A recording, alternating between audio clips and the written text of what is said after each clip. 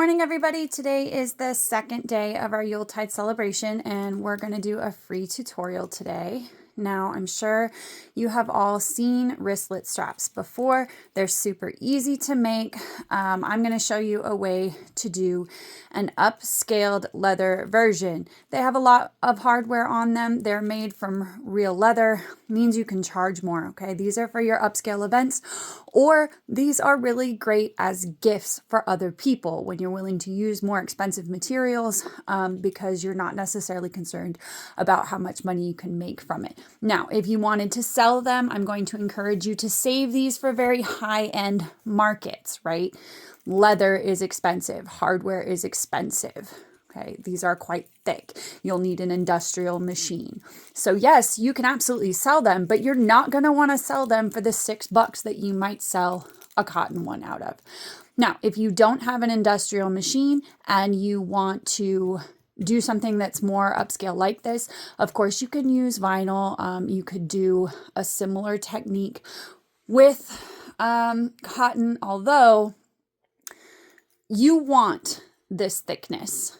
You want it for the hardware that we're using. If you don't have the thickness, it's going to be a problem for the wearer. It won't be very comfortable. Okay, so unfortunately, this technique, I don't know how great it would work if you're trying to use thinner material. So this really is a tutorial for people with an industrial machine who are going to use higher end products. If you are opposed to leather, of course, you can use vinyl and faux suede instead.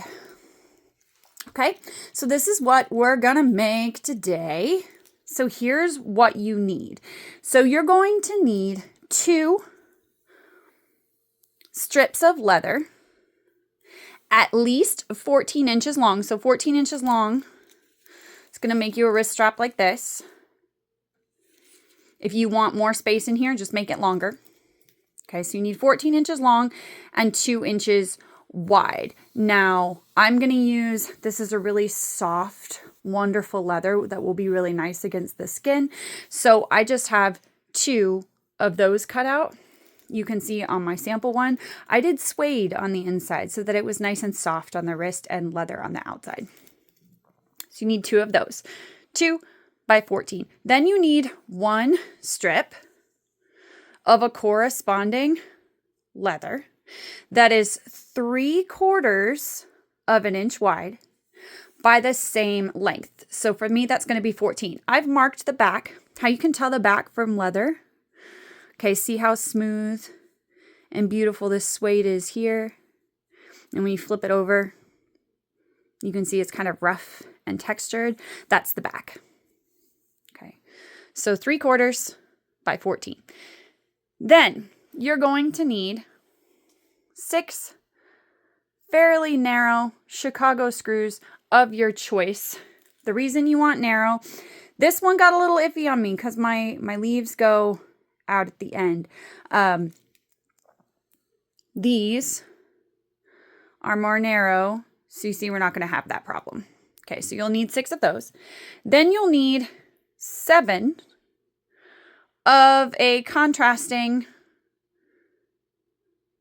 rivet or screw. I like the rhinestone rivets personally. You can get them on Amazon. I don't carry them because they're not specialty or unique. You can get them in a lot of places. They're not my design. Okay, so you need 6 of these, 7 of these, the backers that go with them. You'll need some spare Peltex interfacing, glue. I like JB Weld, 1/4 inch double-sided tape, 1/8 inch double-sided tape. You don't really need this, but I like it. It's a seam roller. It will help when we get to a step that you need some snips. A leather punch. I recommend a leather punch over an awl that has one of these turned style size gauges, just because it will make your life easier, I promise. You're also going to need a Keyfob clamp. Whoops. A Keyfob. A screwdriver if you're using a leather punch. Something to mark your lines with, And I'm going to be using a tabletop press. This is like the off-brand version of a cam press. It's cheaper, but it works just as well for my rivets. If you're using 100% screws or brads, then you don't need that one. But if you're using rivets, especially decorative ones, I'm going to recommend that. If you're using decorative rivets like these guys, then you're also going to want a scrap piece of foam or a towel, something to cover that decorative head when we put it in the press. Otherwise, you will crack your rivet. Now, to give you an idea, I am just going to lift you and bring you over here so you can see. This is the machine we'll be using. I am using a Thor GC1341 walking foot industrial machine that has been outfitted for leather. So we'll be using a size 19 leather needle and Tex 90 polyester thread. I'm using the Sarabond brand, which I got from Sunny Sewing Machines, but I believe Wawak also carries it. Okay, so let's go ahead and get started. Okay, so step one is we're going to be using this small strip of leather. So remember, it's 3/4 inches wide. I'm going to be working on the back. And what I'm going to do is take, make sure I'm on the back. There we go. Is take my ruler. And I'm going to measure in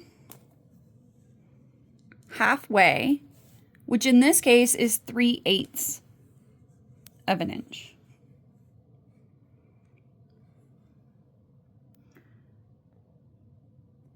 If you can't tell, I definitely need a better camera setup because working with a camera in my face is not as easy as I thought it would be. Okay. Just get my, make sure I'm correct. 3/8. Now I have that center line marked.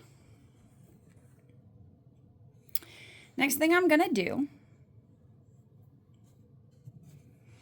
I'm going to take some very tiny tape. I'm just going to put it right down that line. Now this is 1/8 of an inch. If you are feeling adventurous, you can take the 1/4 inch and cut it in half, which is a little easier for the next step. However, it's not so great on your scissors. And then we're going to peel the tape.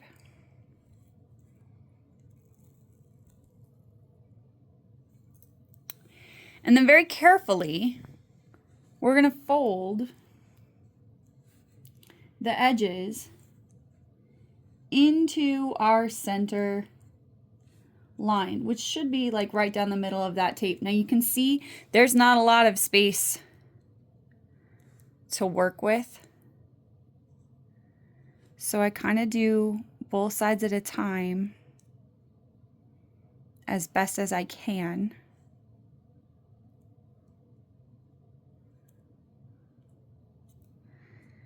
And then it helps if you clip as you go. Makes it a bit easier to hold that line. Okay, and so instead of making you watch me do this whole thing, I'm going to go do that. And we're going to do it all the way down until you have a piece that looks like this. So I'm going to do that and then we'll come back. Okay, so now I have this piece together. Don't sew anything yet. Just gonna leave it clipped here for a second. You can see this is about how wide I want it to be. It's about 3/8 of an inch wide. So I'm just gonna set that aside for a second. Now we're gonna take one of our leather pieces and we're going to mark a line on the front. Yes, the front. Down the center. Now I'm using black. I do find that on leather, a pen marks way better. Chalk on the front doesn't work very well.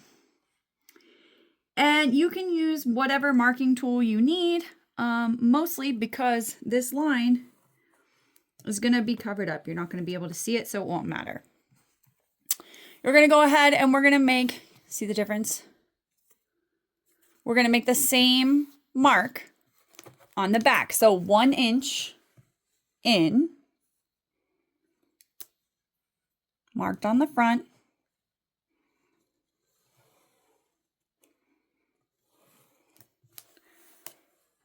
and on the back. Okay. There we go. So now we have our piece marked. While you're at it, you can go ahead and mark on the second piece just on the back, not on the front. So let's go ahead and do that before I forget later. So we're on the back of the second piece and we're going to mark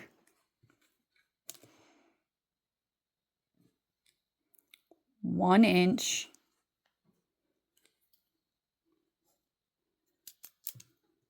one inch in.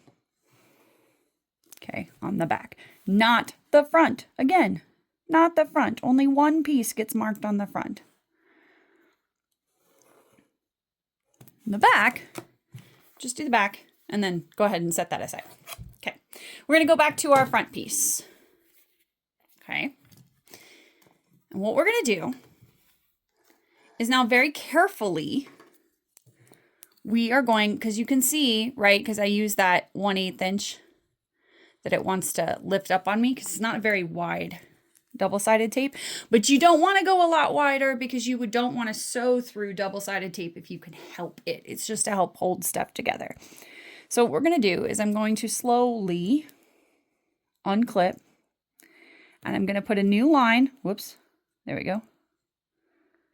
Right down that center seam.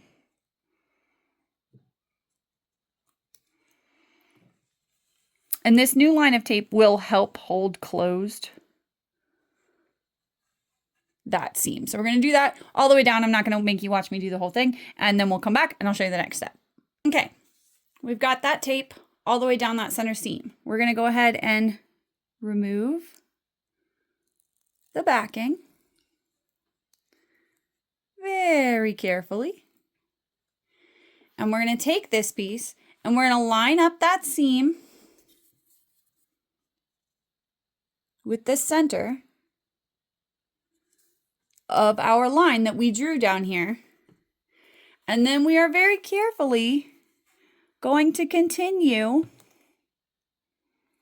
to stick that line of double-sided tape directly down the center seam. Okay. Do the very best you can. And you can kind of see that sometimes leather gets a little wavy. Just adjust as you need to try and make sure that it's right down the center seam. Then what we're going to do, we're going to take it over to our sewing machine while it's open like this. And we are going to stitch as close as we can down one side and down the other. Okay, so as close to that edge as we can get without going off. A 1/16 of an inch would be great if you can manage it. An 1/8 of an inch is fine if you can. Okay, so right down this edge, almost like you see the fold in my suede, just inside that crease. That's where you want to go, down both sides. So I'm going to go ahead and go do that and then come back and we'll do the next part. So go sew your seams. Well, just like this, down one side that purple stripe and down the other side of the purple stripe. It works best if you sew down, take it off your machine, come back, sew down again. Sewing in the same direction each time is going to help keep your wrist strap from twisting. Now, if it does twist, it doesn't really matter because it's a wrist strap, so it's really small and hard to do that. But if you plan to use this technique on a larger strap of any kind, then going in the same direction is going to be really important. So let's go ahead and do that, and then we'll come back. Okay, so now you can see I've sewn down one side and down the other. Now, I like to choose a corresponding thread color because I am not the straightest sewer in the world. Sometimes I get a little wiggle in my stitches. If you are better at sewing in a straight line, then you can use corresponding thread if you want it to pop more. I kind of want my thread to be ignored, so I always like to go with a corresponding thread. In this case, I went black with a dark color. Now, on the back, we have that line that should be, you can see my thread got kind of wonky, but it should be about in the center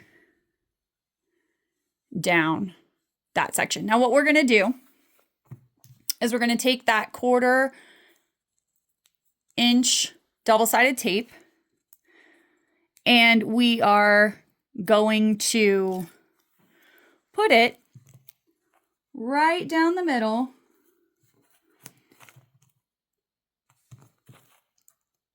basically just over those 2 lines of stitching. Okay.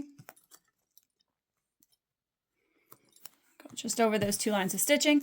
And then we're going to peel that back off. And just like before, we're going to fold in. It's hard to see in this lighting, but you can kind of see that center line in there. We're going to fold in our edges into our center, both sides, press down, make sure our seams are flat. We're going to do that all the way down. So I'm going to do that, and then I will come back. So as you can see, that double-sided tape is going to hold that back together, and we don't really need to worry about it. And this is what the front looks like for that 1 inch wrist strap. Now here's what we're going to do.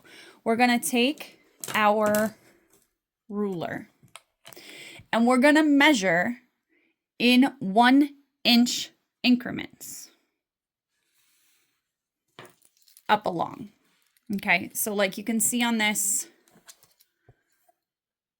from the end to where my hole is was about 1 inch. So what we're going to do is we're just going to measure 1 inch.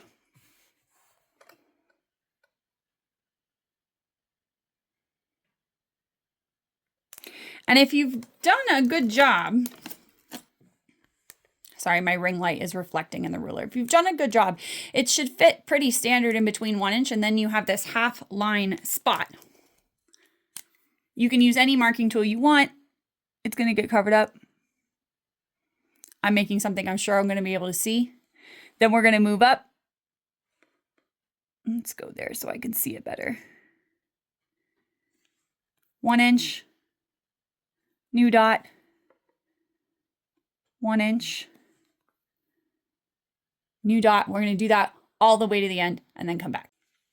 Okay, so you can see I have my dots drawn 1 inch down. Now, when I got to the last one, there was a little more than 1 inch, so I just measured to the 1 inch and I mark a line. We'll lop that off at the end.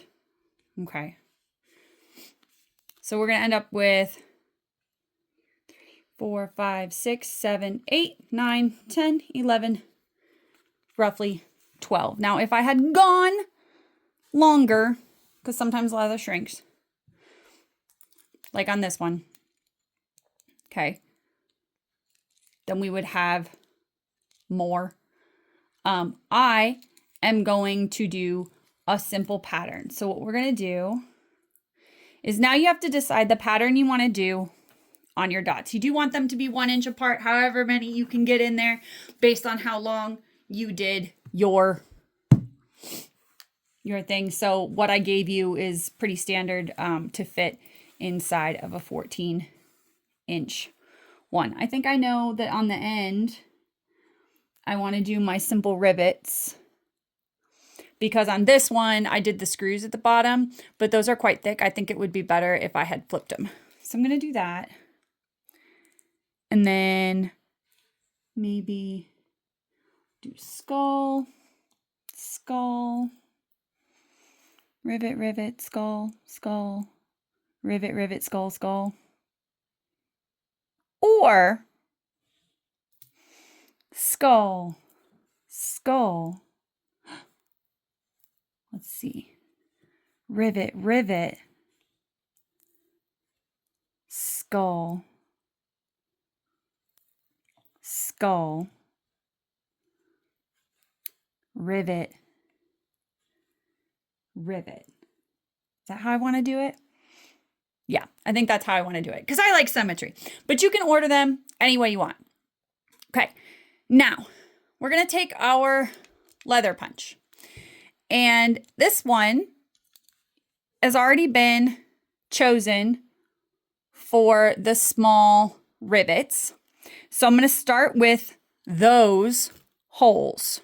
Okay, so I'm just going to come in and I need a different color. I'm going to use white chalk just to mark which ones are rivets, so I don't actually punch the wrong size hole.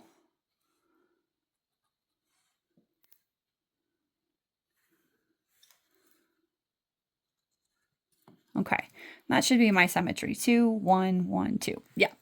So we'll start there. Now, those are going to be for my rivets. What I'm going to do is one at a time.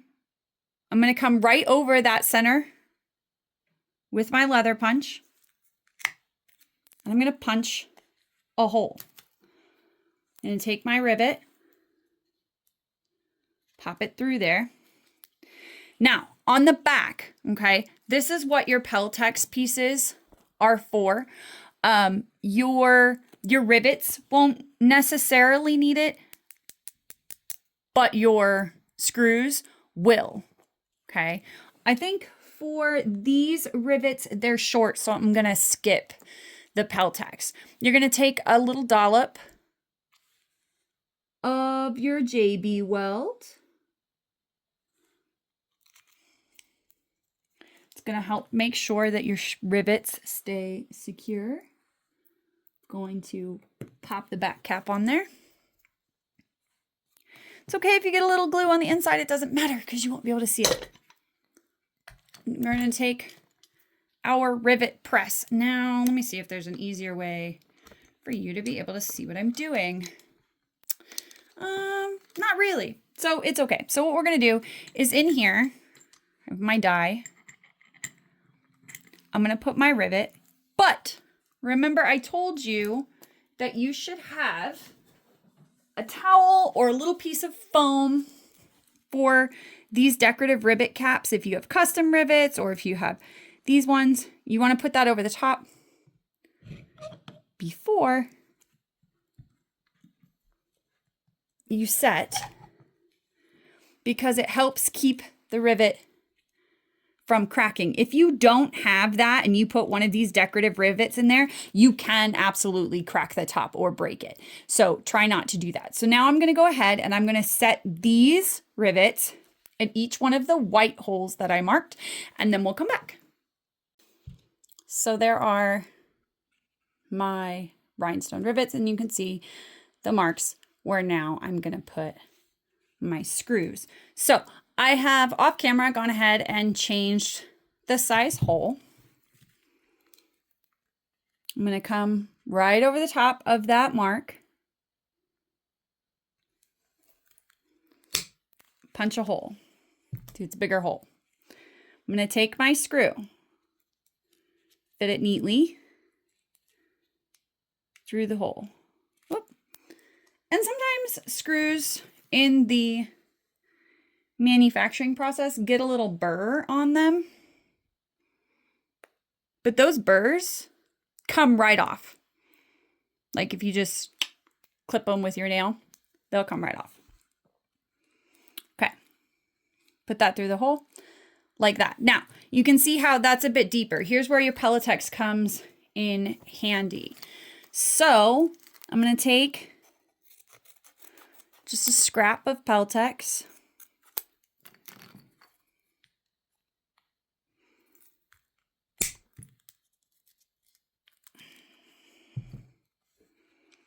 We are going to trim this down, so just watch me for a sec. Okay, so we got that.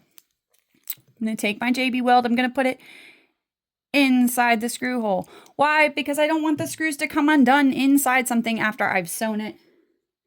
This helps just make sure that those screws truly are permanent.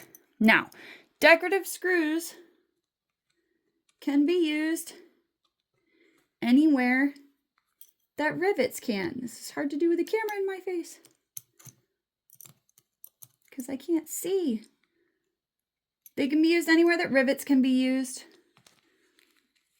Sometimes I use my thumb to start if it's giving me a particularly hard time. I like to pick my project up and hold my screw in the direction that I want it to be.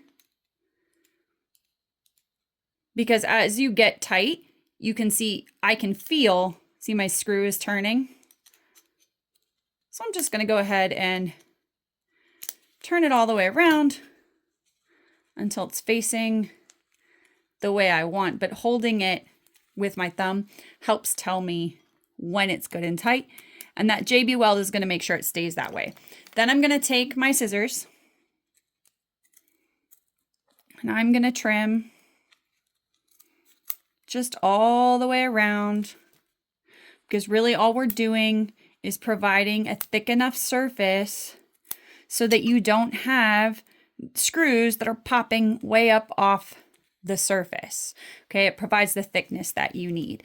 Then you can take white duct tape. I always use white. The reason I never, now in this case it wouldn't matter because my leather is black and purple, so you wouldn't really see anything. And I don't know where my duct tape scissors are. So we'll just use these, and that means I'll get to buy new ones. And what we're going to do is we're just going to cut a little square, because we don't want to sew through it. And all we're going to do is cover up that screw top. And the reason that we're going to do that is that it helps to keep the metal from rubbing on the other side, which makes your strap last longer. So I just put a little bit in there, and you know you want just a tiny bit because you don't want to sew through it. So it's just going over the metal. So as narrow as you can, you're going to cover up all the metal. Now I'm going to go ahead and do that exact thing to all of my final dots, and then we'll come back. Okay, so now as you can see, we have all of our hardware. I like symmetry because when we're going to fold it in half, I like my skulls to be facing down. Okay. So, here's my back. You can see how close to the edge we are. Now here's where that seam roller I mentioned comes in handy. So pardon the squeak. I like to come in and just press my edges as good and as flat as I can. And I do this on both sides. You don't have to, but I find it does help. Ooh, that's an awful sound. The leather sort of flatten out the way that I want it to. Now you can see how narrow some of this space is. This is why I recommend that this be done on an industrial, not just because it's leather, but because industrials have very narrow feet that make sewing along here with these rivets in the middle possible. That would be a lot harder to do on a domestic machine. So now we're going to take this and set it aside and take our second strip of leather. Remember, we drew that line down the back. We're going to take our 1/4 inch double-sided tape and we're going to put it down the center and fold it in half just like we did with this one before. So I'm going to do that and then I'll meet you back here. All right, there we go. Now I'm going to take seam side We're going to match it up with our front. And one thing you can do, actually, that makes your life even easier is you can take more double-sided tape just right down the center.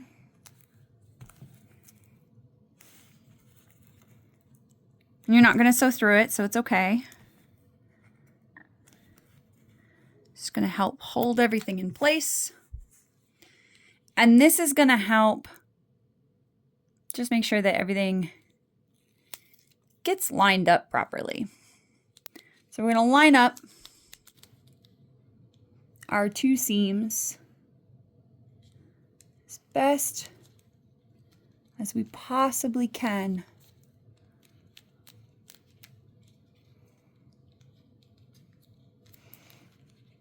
Right over